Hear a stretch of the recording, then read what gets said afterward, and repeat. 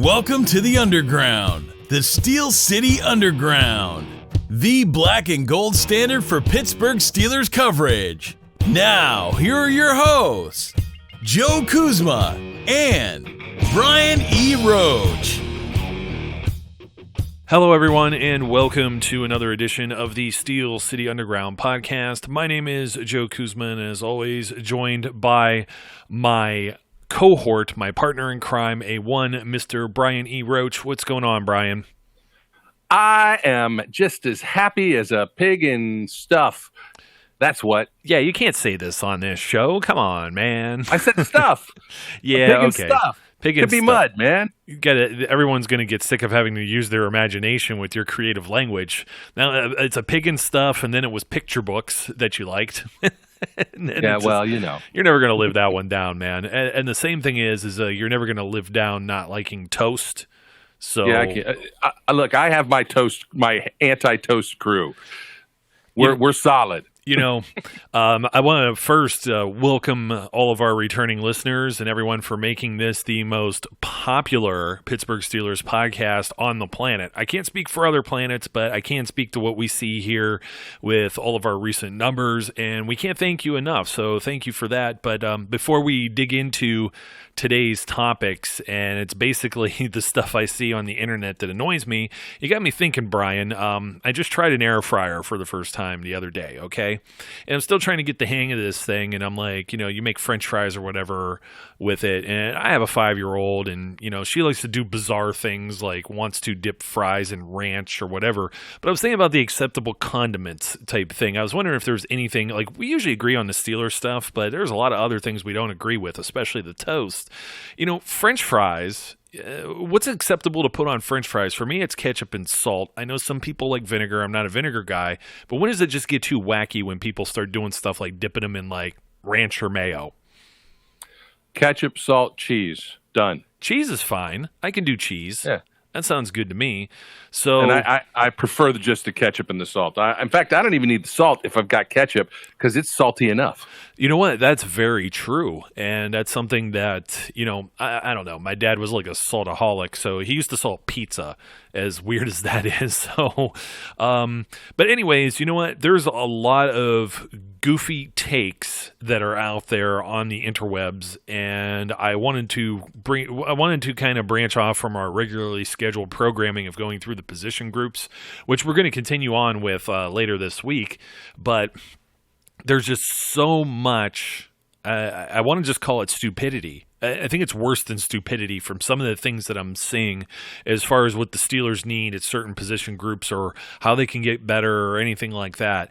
And I don't even know what hot garbage topic I should start with. I guess one that's kind of like a real sticking point to a lot of folks out there is just Bud Dupree. Just throw that name out there. First-round draft pick. They're, for whatever reason, upset that he was coming back on a fifth-year deal, which if you compare what he's getting paid to most edge rushers, outside linebackers, he's still a bargain at like $9 million that he's getting on his fifth-year option.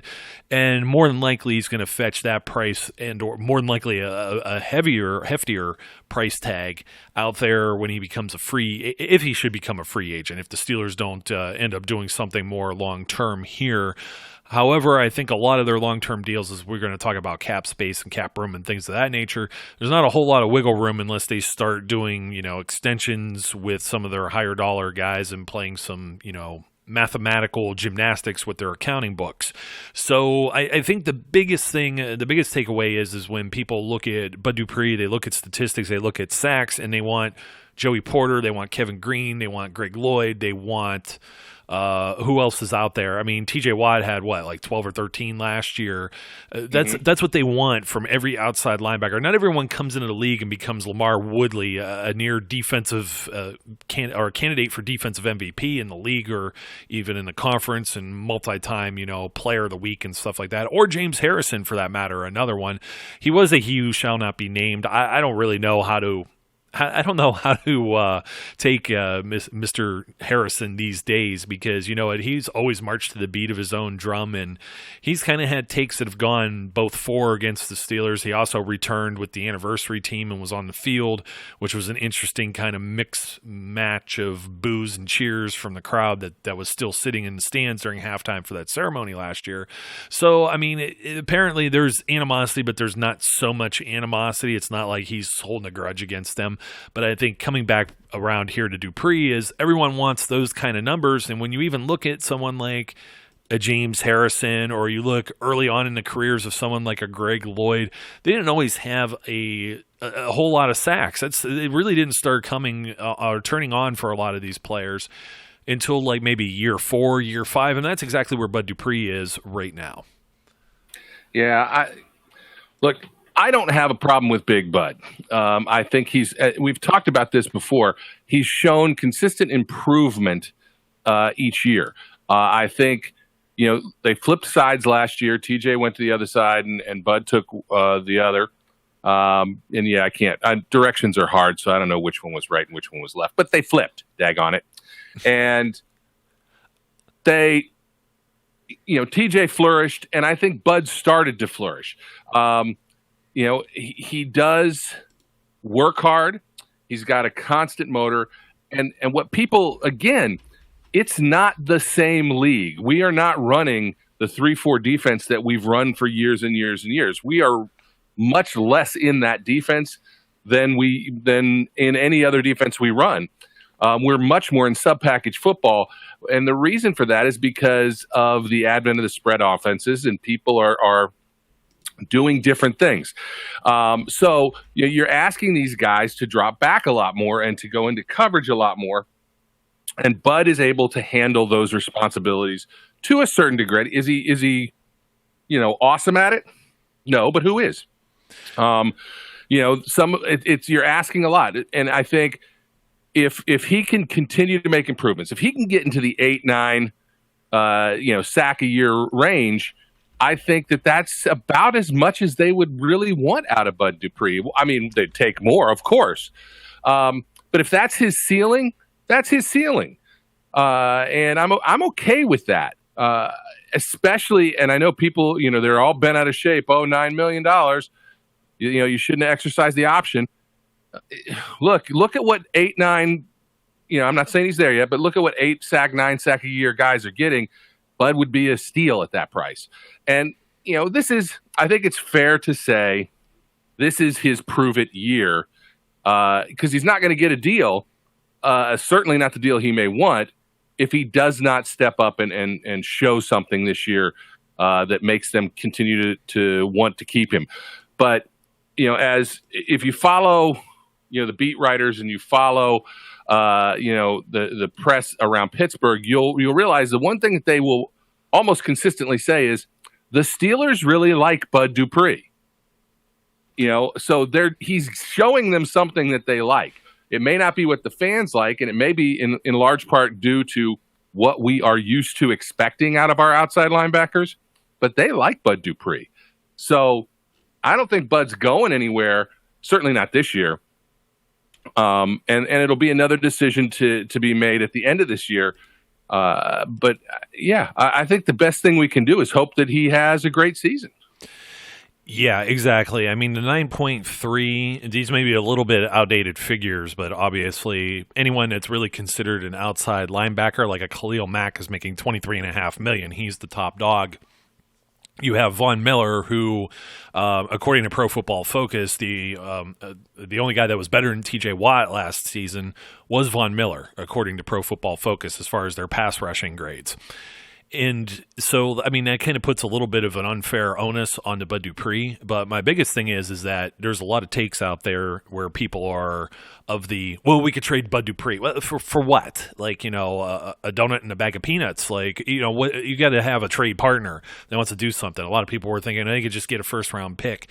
It just kind of goes with our one topic we had maybe a couple of months ago where, you know, someone that was playing around with the NFL draft was trying to trade players that weren't even on the team. They weren't even under contract, like Darius Hayward-Bay and Cody Sensabaugh. And, you know, you look at some of the names that are up here, Zadarius Smith, he hasn't even done anything close to what Bud Dupree has in the league.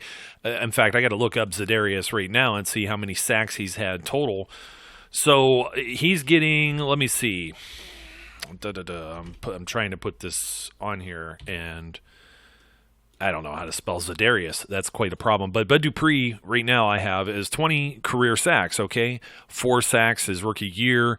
He technically started 5 games. They still kind of had the rotation. He appeared in 6. His sophomore season, 4.5 sacks in only 7 games. One of those was only like 3 or 4 snaps against the Colts, where he was coming back from the physically unable to perform list, or maybe he went on injured reserve, or however. There's some accounting and ways of bringing players back type of thing with that too, and I can't recall which way that was done on a transaction wire, but regardless, he was hurt and then had to sit out and then came back.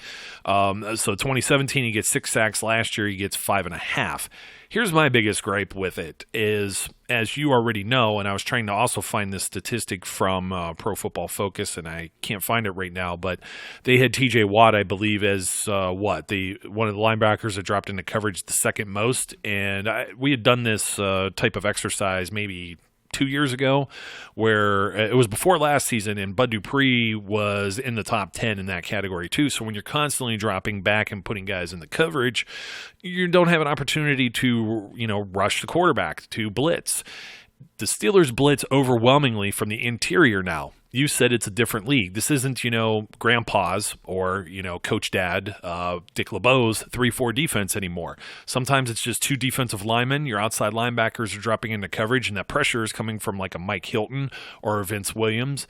But regardless, what have the Steelers done over each of the last 2 years? They've led the leagues in sacks both seasons. So does it really matter that Bud only gets 5.5 sacks? That's why the Steelers like him, and that's why they don't care. It's a vanity number, and I find it quite interesting that there's, folks out there who strongly dislike Bud Dupree and even throw around the word bust when, they were just having a counter argument about Antonio Brown and saying how Ben was forcing the ball to him, and it's not all about Antonio Brown getting statistics. It's got to be about the team. Well, here's a guy who's a team player, obviously, and it's certainly benefiting the team because they're leading in sacks, and you still kind of want to rush them out of town. I think that's just, I don't know. I can't even describe it. So Zadarius Smith, by the way, who is now making with the Green Bay Packers $16.5 million. So he's almost close to doubling up Big Bud here.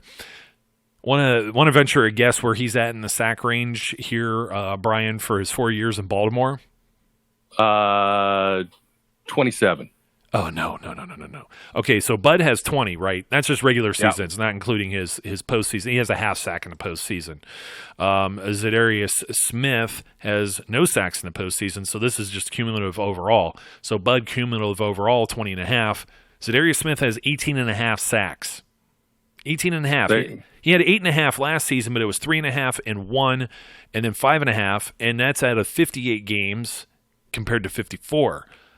This guy he's like the 3rd highest paid player according to this one website here, Spot Track, which is known to be a little out of whack if they haven't updated it in a while. But, I mean, you got Jadeveon Clowney at almost 16, Anthony Barr, Preston Smith at 13, Justin Houston just signed for 12. That's probably what you're looking at for somebody like a Bud Dupree type player, as far, or even with pass rushers. Although the Cowboys are setting that market too, and Von Miller has set the market before.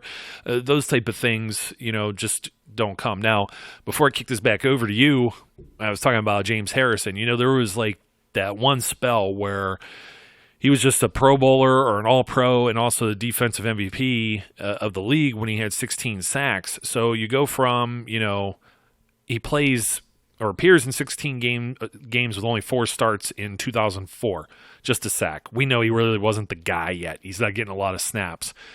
3 starts, 3 sacks, 16 games, 2005.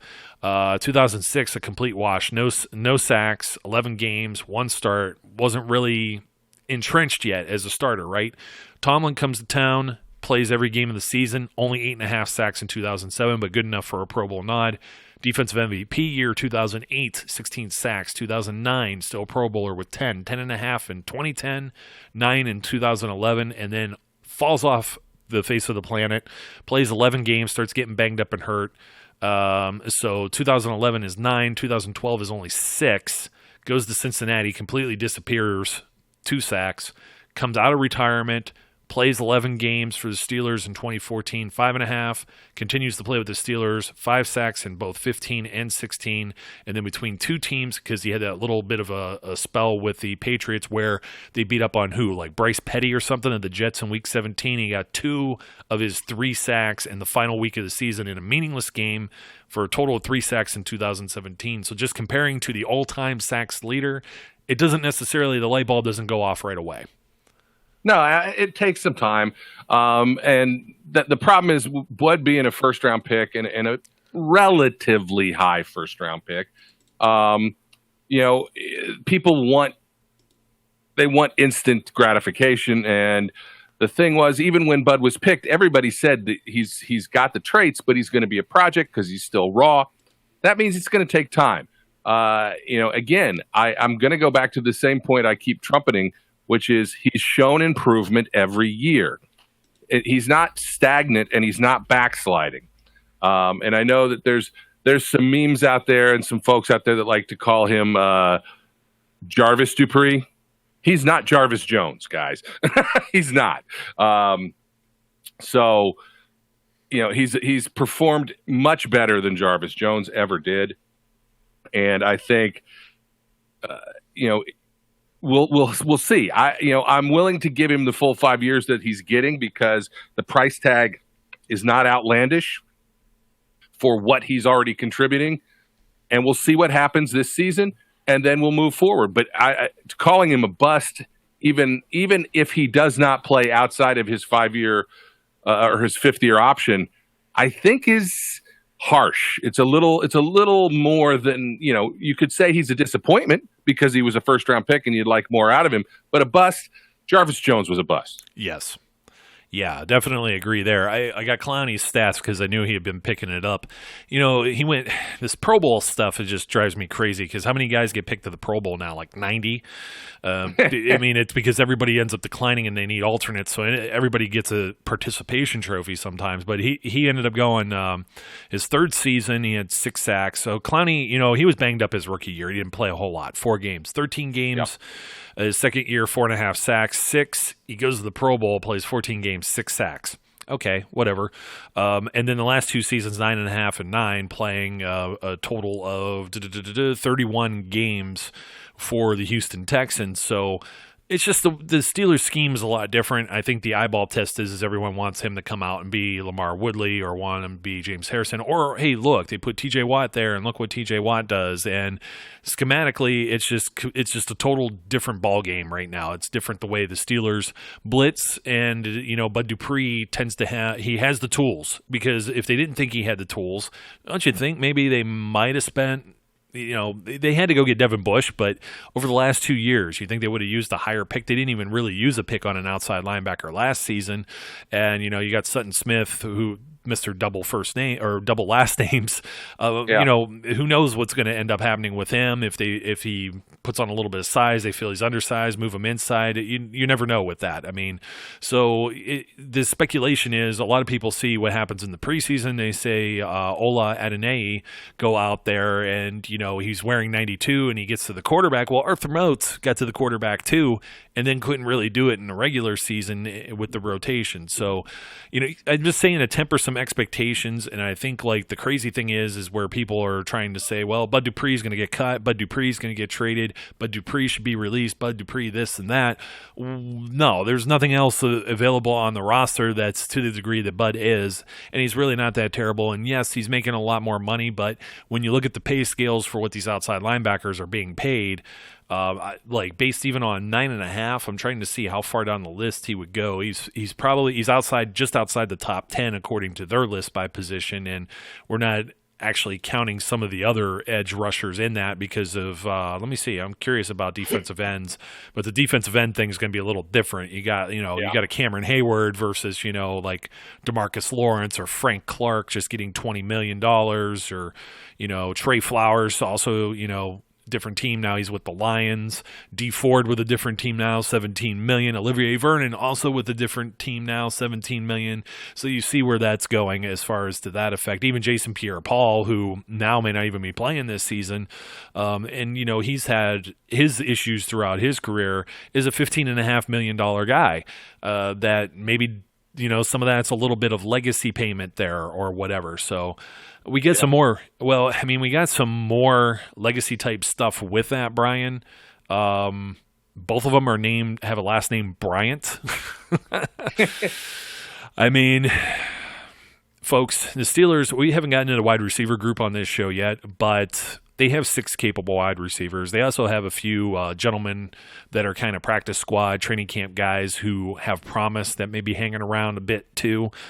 There's no need to bring back Martavis Bryant. Who knows if he's even going to be eligible? I know he's looking for this and that and mental health and all these other things that are going on. Just aside from all that, he got traded. The Steelers traded him. They didn't want to keep him around even on a rookie contract on his final year, and then the Raiders didn't even end up using him. They ended up cutting him. This ship has sailed. I don't want to mention his name again. The other one, Dez Bryant. The other Bryant. This was a hot topic last season because it was like they felt like, there has to be even last season, I was like, come on, seriously, does there have to be another receiving option when you have AB and you have Juju and you spend a second-round pick on James Washington and you have Justin Hunter and DHB and Ryan Switzer and Eli Rogers? Well, minus, now you have Juju, you have Washington, who should progress in year 2. You have the 2 slot receivers. You have Deontay Johnson, who was a draft pick, and they signed Dante Moncrief, who is a larger body and fast guy. Why on earth would you want a 31-year-old wide receiver who drops the football like, no one else? His last 3 years in the league, because he didn't get to play last year, of course. His last 3 seasons, all lows for Dez Bryant. Averages out to actually 50% even, but that's a little bit of a curve with 52.5, 52.1, and 43.1. And I know a lot of people are going to be like, well, Dez Bryant was getting the ball from Dak Prescott. Well, then there's Amari Cooper, who's supposed to be stinking up Oakland, gets traded there, and then looks like a complete superstar all-pro receiver in Dallas. So you start to think to yourself, what are the problems? Here's a guy, Dez Bryant, that's coming off a major injury. Here's a veteran that's probably going to want a substantial contract, maybe not, a bank breaker, but the Steelers don't have anything in the bank to spend anyways. Let both of these ships sail, please. Yeah, look, we all trumpeted and hoped for the best for Martavis Bryant. It didn't work out, and whatever that poor guy's demons are whatever his demons are. I hope that he arranges his life in such a way that he's productive and happy. But it doesn't look like it's going to be as an NFL player. He was a guy with unbelievable talent and looked like he could be a superstar, and it just didn't work out. And I think, at some point in time, you just kind of look, if you can't make the Raiders, I'm not bringing you into our room. Especially last year's Raiders, too. You know what I mean? So forget it. Now, Dez Bryant, I didn't want Dez Bryant when Dez Bryant was Dez Bryant. I sure don't want him now that he is washed up Dez Bryant. Here's the thing I think about Dez Bryant. Dez Bryant might sign a contract someplace to play this season. I think when he does, it will be because a starter went down. And there's a team that's in desperate need of a wide receiver, and they know that name, which is why everybody in the world wants him to sign with the Steelers. They know the name Dez Bryant. Have you watched the level of play over the last few seasons? Did you notice that, he got into camp and tore his Achilles? It's not a minor injury for a 30-year-old, going to be 31-year-old guy to get over. Dez Bryant is not an answer to anything. On top of that, we just got out of the room a diva. Do we want another diva coming in? No, we don't. Stop with the Dez Bryant. I'm much more empathetic to those who would like to have Martavis come back to the fold, even though I don't agree with it. But the Dez Bryant stuff, no, go away. Go away. Do the ice bucket challenge because you need to wake up. Yeah, that's the other thing. And then it's like, well, who does he bump off the roster? You have a number of younger players who are developing. In fact, all of them, except for Moncrief, right, are basically rookie contracts because Switzer was a trade. And, okay, so Eli Rogers is beyond that, but Eli Rogers was an undrafted free agent, so he's still kind of in that window. Juju's on a rookie deal. James Washington's on a rookie deal. I mean, these are all young guys you're developing, and you want an aging, coming off an injury. By the way, that was like late in the year that he got signed by the Saints. He was sitting around. There was links to him maybe going to Cleveland, never materialized. First week of practice, he didn't even get to play in a game. Done, like second or third practice, I think. And, that being late in the year, you don't even know where his recovery is at this moment and whether or not he could help a team. I mean, I don't know. It's tough. You're always battling for positions, and unless there's some other team that has like a major injury at that spot and feel that a star of what his caliber used to be, we're talking like over 4 years ago now, because last year being lost and in the 3 years I was talking about just being bad. So there's another one that kind of goes with this. And Doug Baldwin had some type of injury or something that was discovered that's basically threatened that he will never play in the NFL again. And Cam Chancellor is kind of along with the same ride there in Seattle. Both released recently. Their careers are over.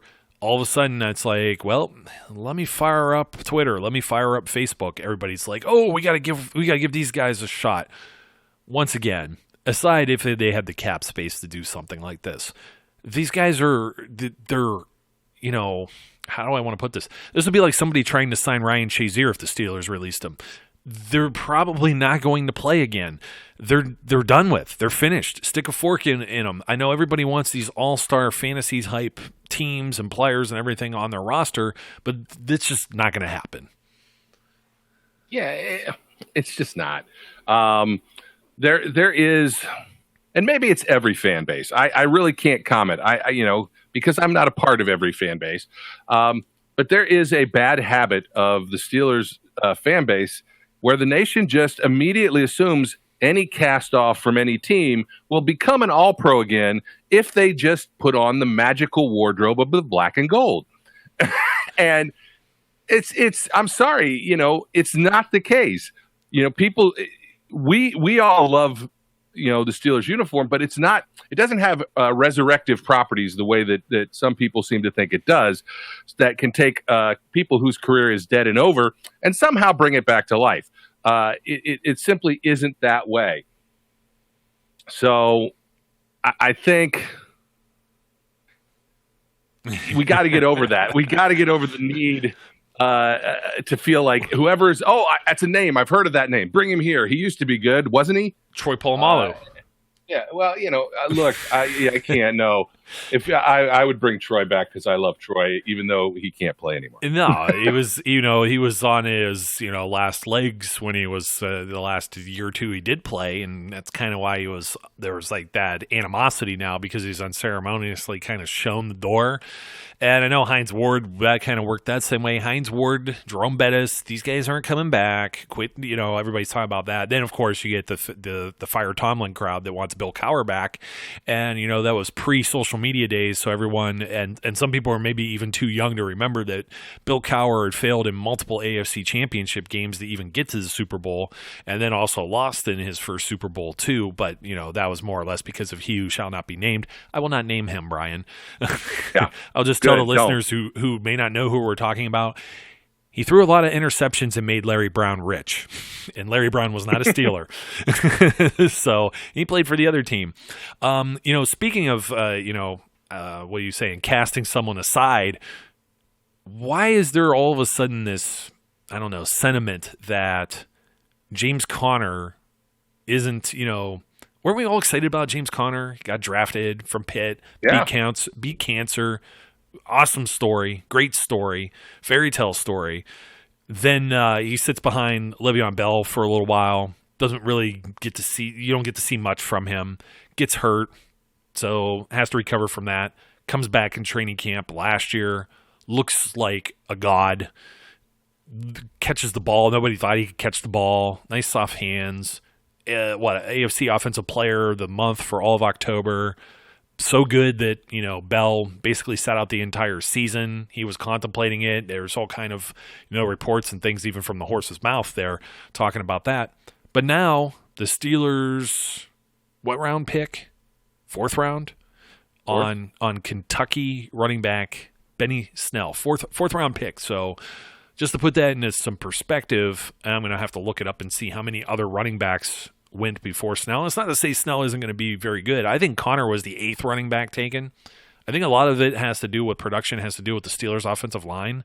But when you have a guy that's already productive and he has done nothing to warrant losing a starting position, and when there's been no indication whatsoever or otherwise that the Steelers organization, coaching staff, or wherever it comes down from maybe from the top, from Mike Tomlin, they don't really split carries or have these two-headed beasts in the backfield.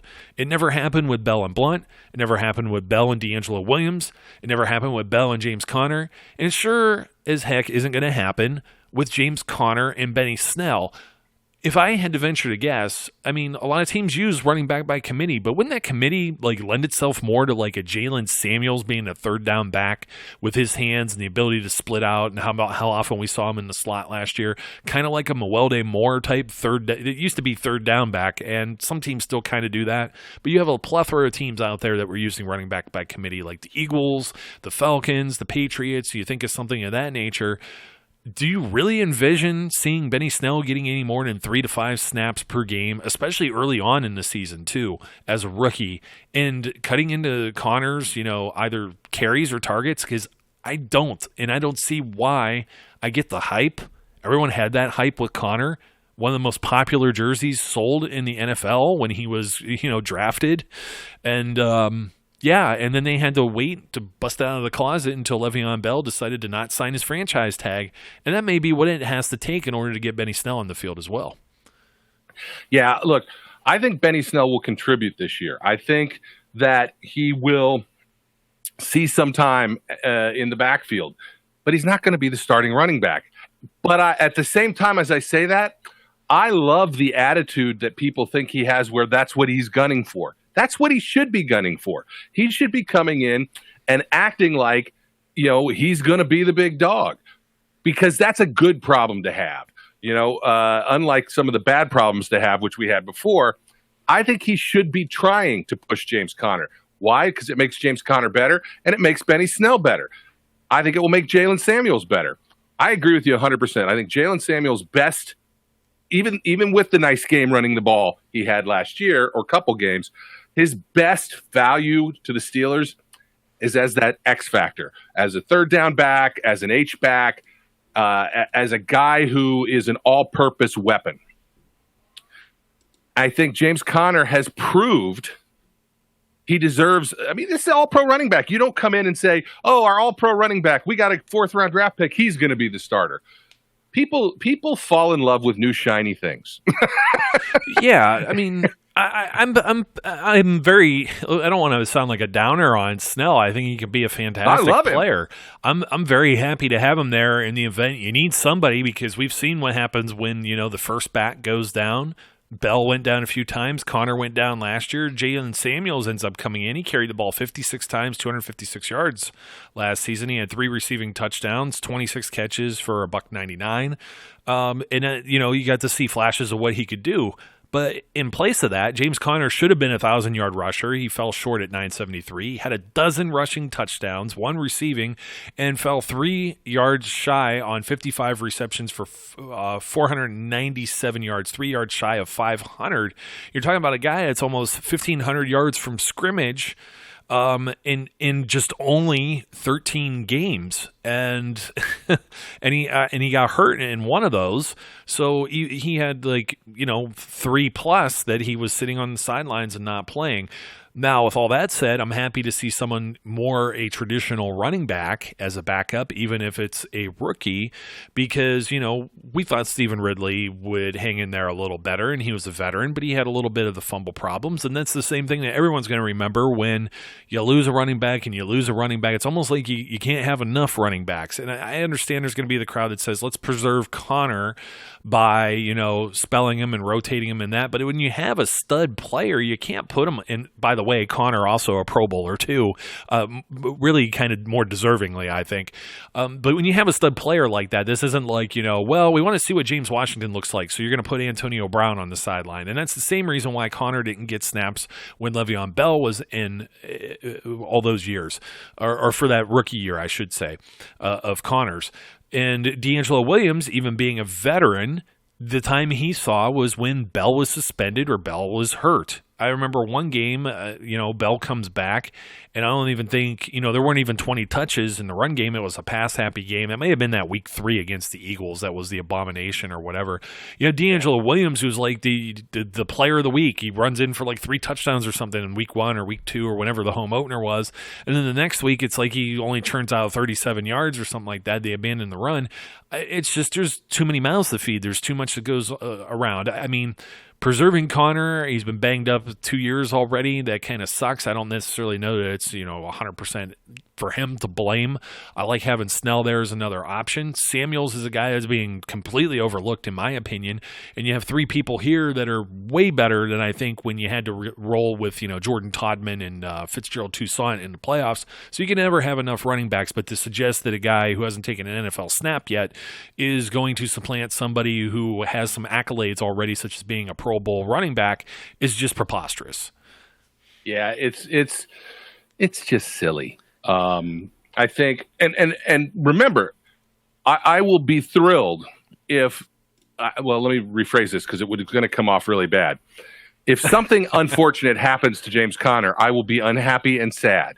But I will end up thrilled if Benny Snell comes in and is on his game, because he's had that mentality of I'm gonna practice and play like I'm gonna be the starter.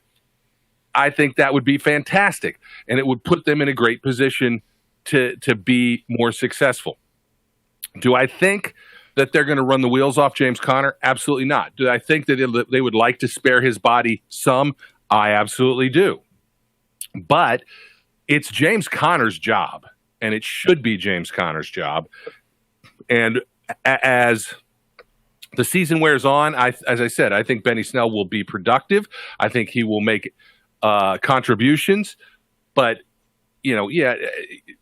again, it's the world of the hot take, I guess, and people just like to be very dramatic about their statements. Benny Snell's not coming in and taking James Conner's job. No, not at all, I don't think. And, even to that matter, I mean, I was looking at the Patriots here because that's one of the chief run by committee type teams. The Falcons were too with, I can't think of his name now, Devonta Freeman and Tevin Coleman. But, the Steelers have never been prone to really doing that. They did that. They kind of saved Jerome Bettis because it was his, he was an aging veteran, and they didn't want to wear him down. They kind of spelled him with Willie Parker. And then Willie Parker wasn't a player that was, an every down back like a Bettis could have been, a workhorse type guy. And definitely in today's NFL with the pass game involved too, that's what made Le'Veon Bell unique versus a lot of other teams. There are some teams that still kind of even have the bell cow, and the Patriots tried to do that with Sony Michel this past season as a rookie too. He was almost 1,000-yard rusher in the same amount of games appeared as Connor, 13. Far less used in the pass game. That's where James White was consistently used, targeted 123 times. I mean, that's the type of production, like, you don't have to take Connor off the field because he's capable of catching the ball, or at least there's more trust there than opposed to what the Patriots were doing. Even with Tom Brady as their quarterback, Sony Michel, only 11 targets. He wasn't really used in that pass game. And then, of course, they have a few other players like a Rex Burkhead, and they were handing the ball off, the gadget play thing with Cordarrelle Patterson that's a wide receiver playing running back, some goofy things like that. More or less, though, I mean, the Snell thing is just everyone pump their brakes. this isn't something the Steelers really do. Let's see them do it first, and then I'll eat my words. You know what I mean? So Yep. I think another thing too is the Steelers don't do anything in the offseason. They don't do anything in the draft. This team's a joke. They're not getting any better. They're losing all their best players. And Bell didn't play all of last year, so we already know what life without him's like. We've seen Antonio Brown get hurt. We know what Juju Smith-Schuster's capable of. That's to be determined to see how that kind of works, but it doesn't mean like you need to add, like we said, Martavis or Dez Bryant. The other thing is the Steelers do make a move. They not only sign Mark Barron as a linebacker for, potentially whether or not they could get the inside linebacker that they are looking for in the draft.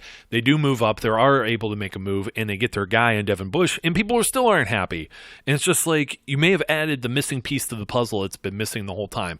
We all heard the narrative about, they lost Ryan Shazier's lost, and they don't have anybody that can replace him, and blah, blah, blah, blah, blah. And we just talked about how the team leads the league, in sacks, and we talked about, whether there was that glaring weakness on this defense, and that appears to be the actual weakness because, people are still talking about the secondary, but let's face it, the middle of the field, tight ends and fullbacks, that playoff game against the Jacksonville Jaguars, that's who Blake Bortles is throwing the ball to. He's not, these guys aren't necessarily being covered by corners. And even if they were, there's a mismatch here or there because they don't have the proper inside linebacker personnel that was in there, Sean Spence.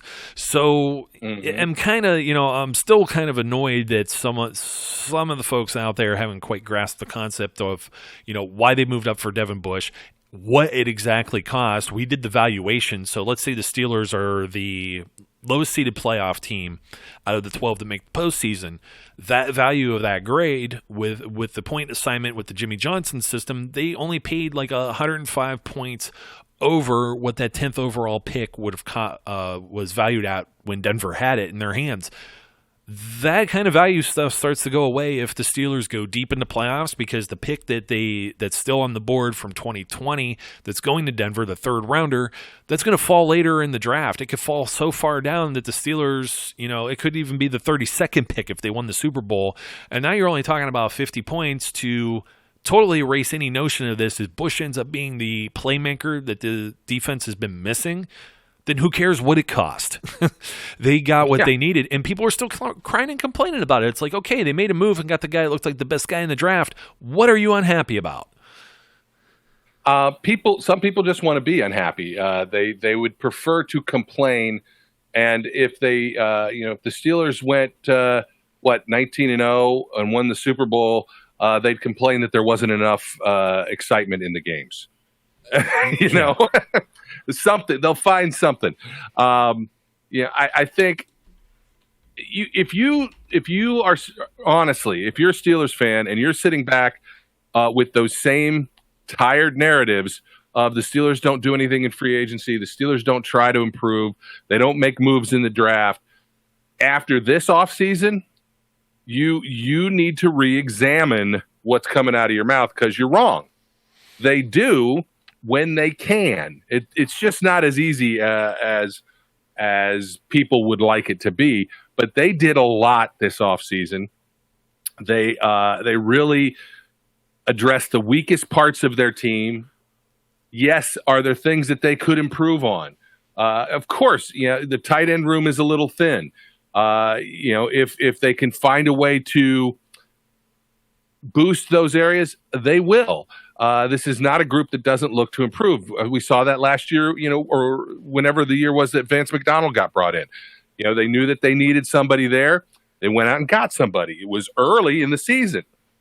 So don't think that they're not going to look to improve. But on the flip side of that is, as of right now, they probably aren't going to sign a lot of big-name free agents because they don't have any money. No, they don't have any money. I mean, this is kind of the period where I posed the question of whether they would be adding a few more bodies, and they already had like 93 or 94 on the roster. They had to kind of trim down. They placed Shazier on the PUP list, and they let go of a few, let go of like a corner and a kicker and stuff like that. So, but that was the thing too. It's like when you're looking at what does this team need? Where are the holes at? Well, they need another cornerback because we'll mention his name in a second because it's another hot button topic, but They need another cornerback. They need somebody to replace Ryan Shazier. They signed Steven Nelson. You get Devin Bush. Hello. What's more important, those two starting positions or somebody that's going to back up Vance McDonald, such as a Jesse James, who didn't have very much yards after the catch. And I'm still, fairly confident that Xavier Grimble could fill that role in maybe not a starting role. I wouldn't necessarily feel comfortable. But we've seen him do it. We've seen him make acrobatic plays. We've also seen him fumble in Denver. And that could have been anybody. It was just in the moment he wanted to run somebody over and the ball ends up bouncing the weird way and it's a touchback and everything else, and you're never going to live that down. But they're not really this bad anyway. He has playing experience. He's been in the system for a while. So would you rather be spending draft picks on like backup tight ends or signing backup tight ends or getting a starting corner and getting a starting inside linebacker? So that's the move that they made. This is the move that they're not going to make, and this has been kind of the theme here. They're not going to get rid of Bud Dupree. They're not going to be bringing in Martavis or Dez Bryant. They're not going to look at Doug Baldwin. They're not going to bring in Cam Chancellor. Benny Snell's not going to be the starter. What about Artie Burns? Is there any reason he should be in camp? Or you think they're going to cut him? This and that. He's on the final year of his rookie deal. He was a first-round draft pick. That means he had a lot of pedigree. Was he supposed to be a first-round draft pick? It depends on different teams' boards. There's definitely teams that probably coveted him in the same way the Steelers did. I think the Steelers were kind of blindsided by the Bengals taking William Jackson III. I think that was their guy. There's definitely other corners from that class. And, Artie Burns looked like he was shaping up to be somebody. Last season, he had his downfalls. Is he still the downfall player? Is he inconsistent? Okay, maybe he might be those things. Maybe he bounces back. But whatever he is, he's still a first-round draft choice that they have under contract and have to pay no additional money and really get no real cap savings if they were to just, let him go right now. So why wouldn't you not, when you already have your starters figured out and Joe Hayden and Steve Nelson, why would you not bring this guy to camp? At the worst, he's going to be probably the fourth, fifth, sixth corner, depending on how many they keep, because they drafted Justin Lane. They have Cam Sutton already. They have Mike Hilton still. With Nelson and Hayden, those are 5 bodies right there. Artie Burns, bring him in and compete and see if he still has anything, man, because you know what? You're not really risking anything. He may not even get a helmet on game day. Yeah, look. Yeah, that's the tough one because everybody's like, okay, trade him. Well, that may end up happening. There may be somebody who wants to do something. Don't expect any. Remember when Justin Gilbert came from Cleveland and he was the 8th overall pick in whatever year draft that was, 2014, 2015, I forget which one it was. And the Steelers, it was like a conditional, it was like a 6th or a 7th round pick. It was a low draft pick for somebody that was a former first round pick that flamed out and didn't live up to their potential. They were a disappointment. Dare I say bust. If that's where Artie Burns is, that's what you're probably looking at. You're not going to get another first-round draft pick by shipping Artie Burns off. So if all the more you're going to get is a later-round draft pick, that transaction doesn't need to happen until like September when he's at the bottom end of your roster and you're debating as to whether or not to cut him. Yeah, the idea that you don't bring Artie Burns to camp, I think, is silliness. Why? Because you invested a first-round draft pick in the guy. Yes, his confidence has been wrecked, but you're going to give him a chance to see if he can come back from that. You're not going to. If they did cut him, they get I think $1 million in cap space. That's it. You're not talking about if we cut him, if we release him before camp, we're going to get $3 million in cap room. You're not. You're going to get $1 million. And unless it's a dire situation, or they see somebody else that they think they can bring in and make it fit, there's no benefit to cutting him. And what I believe will happen with Artie Burns is he'll come to camp. I'm not convinced he'll make it out of camp, but he'll come to camp and they'll give him a shot to see if he can rebound from the problems he had last year and in the previous year, really.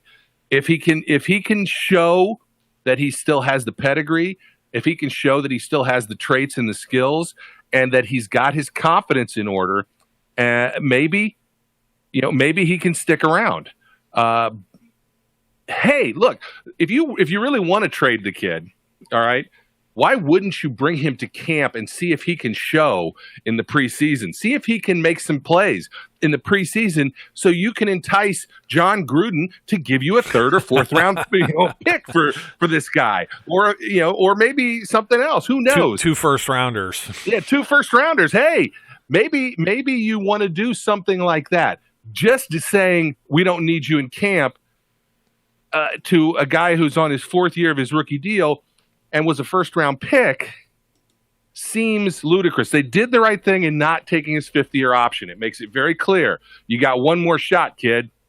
And, that's fine. But, again, unless there is some other thing that occurs, which we're not looking at, I don't think there's any way he doesn't come to camp. Getting out of camp, totally different scenario. Oh, absolutely. I mean, this was like Cody Sensabaugh and Ross Cockrell a few years ago, two dogs, one bone. And I would argue that Artie Burns is definitely more of an athlete and has a higher pedigree than either of those players did at that same time. Is he a bit devalued? Absolutely, because he had a nightmare of a 2018 season.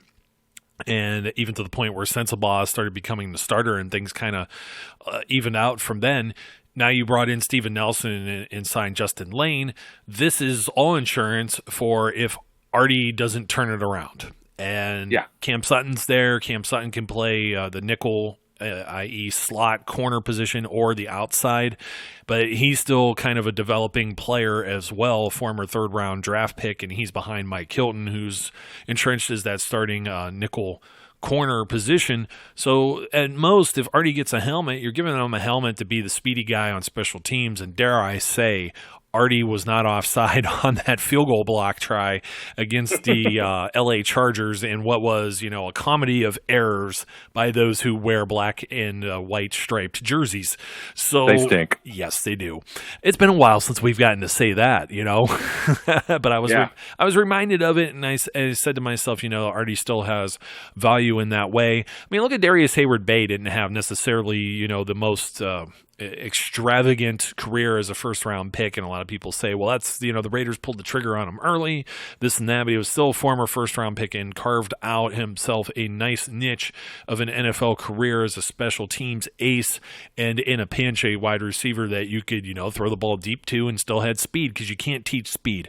And Artie is a former, track superstar, even at the collegiate and the high school levels within his state of Florida.